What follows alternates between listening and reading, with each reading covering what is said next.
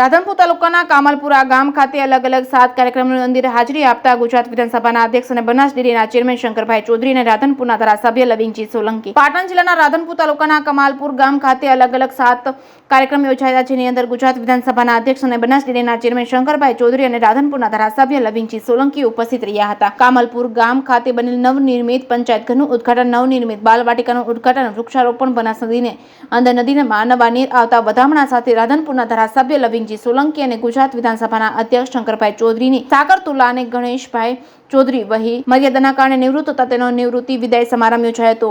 મોટી સંખ્યામાં લોકો ઉપસ્થિત રહ્યા હતા। જે.કે. સિંહ ગુજરાતી સાથે મનુ ઠક્કર, રાધનપુર।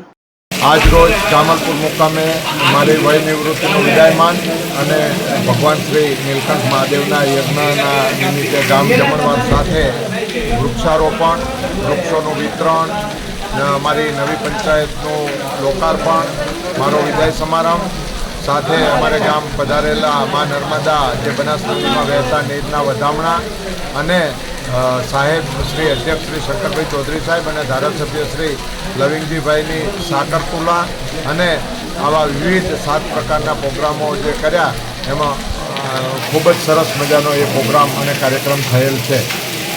હરિયાળી બનાવવાનો એક પ્રતિજ્ઞા લીધી છે, કેવી રીતે કરશો? દર વર્ષે અમારા ગામમાં 3 થી 4 હજાર વૃક્ષોનું વાવેતર થાય અને વૃક્ષોની વ્યવસ્થા આજે પણ 4 હજાર વૃક્ષોની અમે કરી છે। એવી દર વર્ષે 3 થી 4 હજાર વૃક્ષો જે બિનફળાઉ અને બાગાયતી પાકોમાં લોકો જોડાય તો હું પોતે પણ બીજા મારે અત્યારે 2000 વૃક્ષો બાગાયતી ખારેકના છે તો 1000 વૃક્ષો વધારું એવા સાથે સાથે ગામમાં બધા થઈને 5-1000 વૃક્ષો ફળાવું થાય અને બાકીના આવા આપણા દેશી કુળના ઝાડો થાય એમ કરી અને મારા ગામમાં 5 વર્ષની અંદર 50,000 વૃક્ષો થાય। અત્યારે કુલ 15,000 વૃક્ષો અમારા ગામમાં છે।